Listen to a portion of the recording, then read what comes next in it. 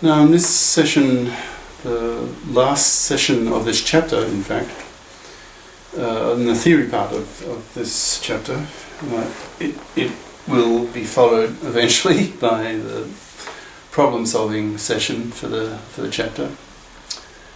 So in this session, we will talk about the four stages of the algorithm of this Turing machine M, the Turing algorithm, and might be worthwhile go back to the fourth session of the previous board and have a look at those four stages. Yeah, have a look at the algorithm so you understand what's going on. If you don't have that under your belt, then this square here will be just rather meaningless. So you'll be conscious of what the algorithm is doing. Effectively, the machine, the Turing machine, M, what's it doing? It's checking whether the string, or the representation of the graph in the string, that it's checking whether that graph is connected effectively. So the algorithm is checking the connectedness. Is that graph connected? That's the big picture. That's its task. And so the various steps, various phases or stages, as Sipser calls them, there are four of them. That's what we're going to talk about now. So we're very much in implementation level in terms of the machine. And normally you don't go down at such fine level. I mean, you go far finer if you want. You could give the full formal description, every transition rule, but they're so tedious. That's a lot of work. People don't bother usually. All right. So we assume all the checks of what the input string goes in, which is a representation of the graph. So it's angular bracket G. We're assuming all the checks that input string has been formatted correctly. We assume that the input string has passed all those tests, right? All those checks have been verified. Everything's okay. If any of those checks fail, well, the whole string is just rejected. Okay. So assuming it hasn't been rejected, so now the real work starts. We can get into the various stages of the algorithm. So stage one is we move on to we get after the verification of the format of the string, we move to stage one.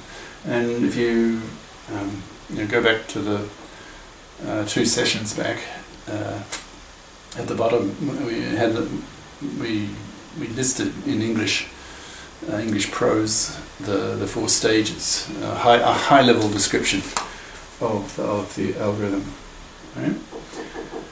So stage one was that the machine, Turing machine M, it marks the first node with a dot. So it's the dotting technique, which is very useful in Turing machine programming. Right?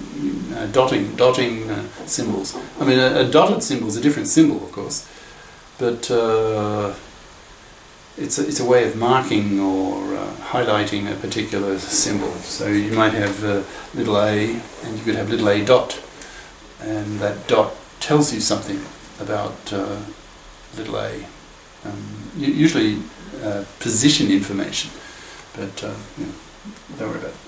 Now, okay, so you find your first node and you dot it, okay, and that would be your leftmost digit. So you'd probably, in this case, you dot that first one. That's your first node, and you dot it.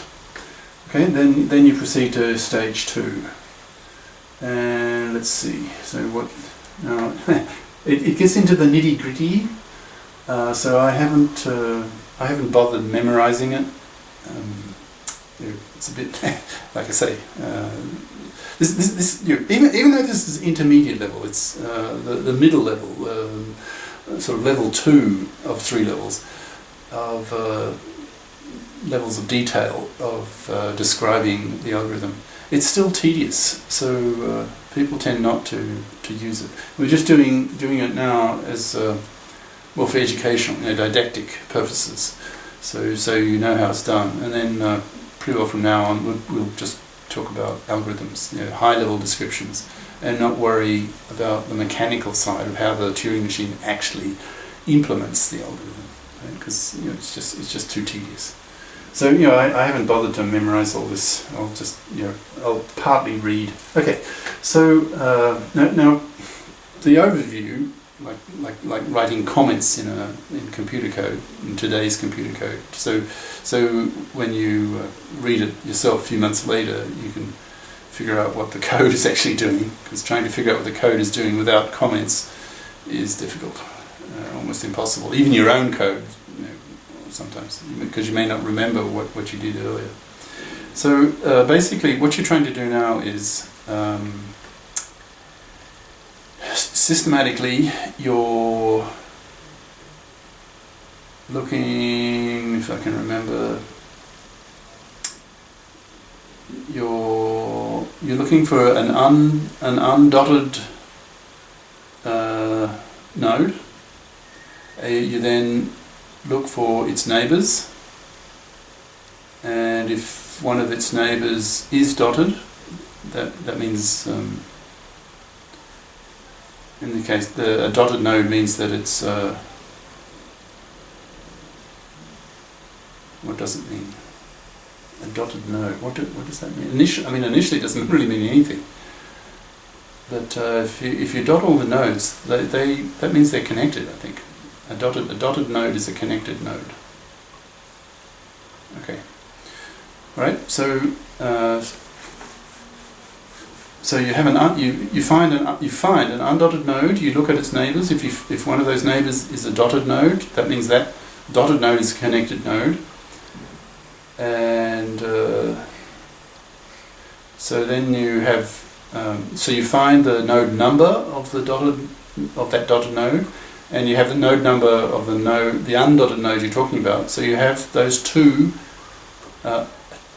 node numbers, and then you go looking in the edge list and see if you have an edge that corresponds to those two node numbers, and if so, then you will dot your undotted node, the one you're talking about, because that's now connected, because it's that pair belongs to the edge list, right? There is an edge to it, to the second dotted, second undotted, the second node number. So you dot the second node number. Right, and then you loop through this until you can't find any more undotted nodes, and that's the end of the loop stage 3 within stage 2. The big loop, searching for all these nodes, the undotted nodes. That's stage 2. Now, when you've exhausted stage 2, meaning you can't find any more undotted nodes, then you go to stage 4, and that then checks whether all the dotted nodes, is that the same thing as all the nodes? Because the dotted nodes, they're all the nodes that exist in one island, so to speak. Now, if the graph is separated, let's say it's separated into two islands.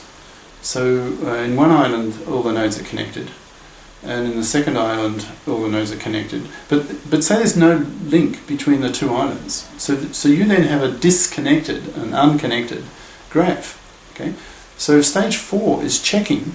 It looks at all the nodes and see if they're all dotted. Okay. But if there's one node or more that is undotted still, even after you've finished loop 2 with its...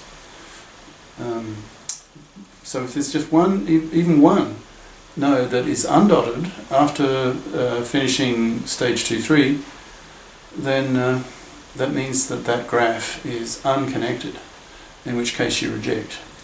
And if, with this check, that all the nodes are dotted, all of them in the graph, if they're all dotted, then they're all connected. They all have a connection to some other, to some other node. So that means the whole graph is connected. So except that's the big picture, right? That's the essence of the algorithm from the end of the previous board 2 sessions back. Okay, and that's what this is saying. So how does it do it? Okay, so first thing is you want to find an undotted node, and so stage 2 is like the outer loop, and I could put 3 here, and that's sort of the inner loop. So 2 is going through 3, stage 3, multiple times. It's a loop. And I put here like an asterisk down here. So this step, starting from here, in other words, starting from here, loops through multiple times until stage 2 can no longer find an undotted node. Okay, so the actual details. So we've marked the first node, and then we moved into stage 2. And typically stages in Turing Machine, if we go to the lowest level, the formal level, if you're actually talking about states and transition rules and so on, usually a stage would correspond to a change in the state. You need we haven't really done a lot of it, but if you had done a lot of Turing Machine programming and built up some experience on just when do you bring in a new state in the design of your Turing Machine, typically